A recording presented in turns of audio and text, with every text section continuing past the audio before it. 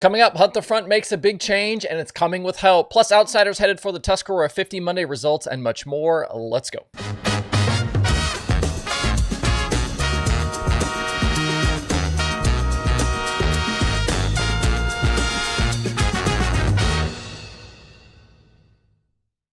It's Tuesday, September 3rd. I'm Justin Fiedler. This is DIRTRACKR Daily presented by Kubota Genuine Parts. The World 100 at Eldora is officially here. The Flow Series is on track tomorrow, and then World Prelim nights start Thursday.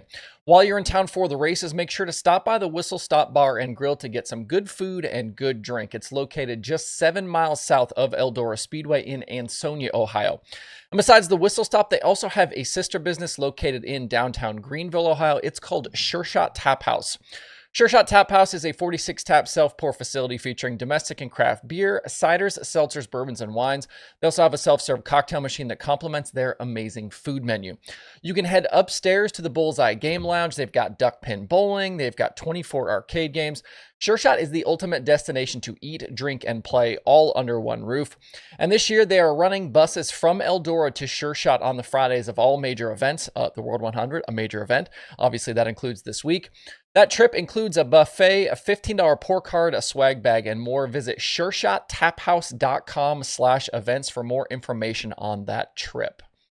At Port Royal yesterday, the locals had their last chance to get right before the Tuscarora 50 starts on Thursday with the Kubota High Limit Sprint cars. No Anthony Macri in the field after his Sunday win at Lincoln. They had the Saturday Port Royal show on their original schedule, but it was rained out. 40 other cars, though, in attendance, and I think that's a good sign for car count later this week.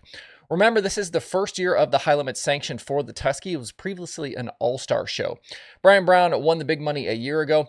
Yesterday, though, it was all Logan Wagner out front. He led every lap from the pole in the Kreitz 69K, and I think he could be one to watch this week. Remember, he was, a winner of the Tusky in the past. He was 9th here in the Weikert back in May. Chase Dietz and Michael Walter also on the day's podium. Looking ahead, besides the high limit teams and the locals, some others are headed in to try and steal the cash. Last year's winner, Brian Brown, does have it on his schedule. TKS Motorsports shared this morning that they are bringing the 2KS machine and driver Hunter Schuerenberg. I remember Schuerenberg spent some time last year in Central PA. And then Ryan Tim's stretch of driving other sprint cars continues. He'll be in the Kurt Michael Hefner 27 this week. Tim's just picked up 2 top 6 finishes in USAC midget action at Angell Park, and before that was strong in Guy Forbrook's sprint car. He finished 6th in the season finale at Knoxville, won the Bull Haulers Brawl at Huset's, and was 5th and 11th against the Outlaws last Friday and Saturday. That Kurt Michael 27 was last at the 360 Knoxville Nationals, where it finished 13th with Justin Peck in the seat. We'll see if anyone else decides to make the trip to Port Royal for the Tuscarora 50. Remember, action starts there on Thursday.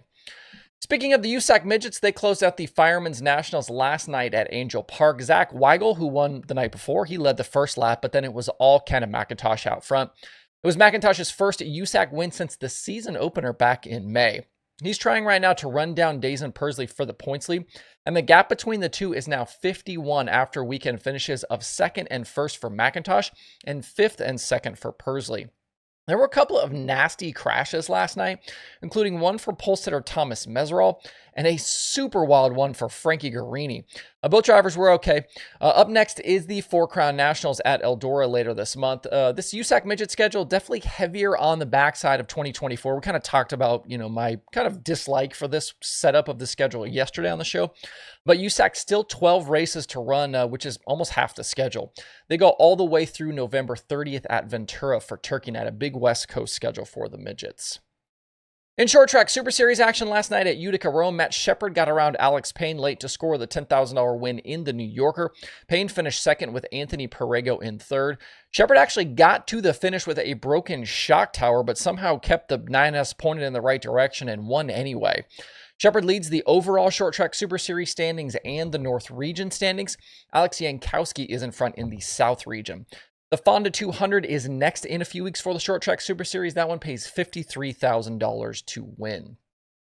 Other Monday winners around the country included John Ruggiero Jr. in crate action at With. That one was good for $10,000. And Dylan Thornton took the late model win on night one of the IMCA Super Nationals at Boone. He started 6th, beat Corey Dumpert and Anthony Roth. Today's Super National schedules include a full show for the Sport Compacts, plus more prelim action for Northern Sport Mods and Hobby Stocks. Cars will be, again, on track today at 2 p.m. Central Time. If you want to check out the streaming, that one is on the streaming schedule over at DIRTRACKR.com/watch tonight. I've had a few folks ask in recent days, what's up with Hunt the Front and a potential chassis swap? There's been some teasing and some different things happening. That news got made official yesterday. Starting this week at Eldora, Joseph Joyner will be back in a Capital chassis, switching over from a Longhorn for the World 100. This is a return to Capital for the team, which previously ran them up through the 2022 season. This new deal, though, isn't just a chassis change, as the team will get support from Capital and JRI Shocks for setup and race day information, and then they in turn will help with the development and testing for the cars and the chassis.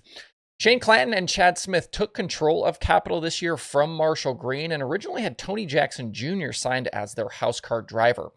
Jackson started the season full-time out with Lucas, but dropped off the tour after Atomic in March.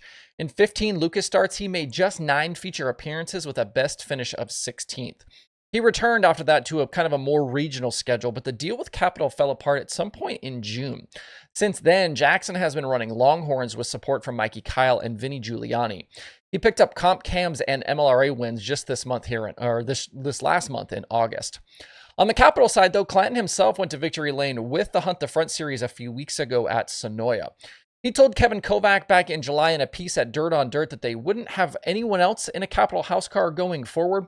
This deal, though, with Hunt the Front wasn't characterized as a house car deal, but it's clear that they will have close ties even without that official stamp. Joyner's 2021 World 100 main event start came in a Capital, so we'll see if that's a good omen for this week. He was out in a B-main at the Dream earlier this year and had that same fate at the World in 2023. As these Hunt the Front guys have kind of risen up through the ranks the last several years, it seems like real technical support has been something they haven't really had a lot of. So this could be a game changer for them.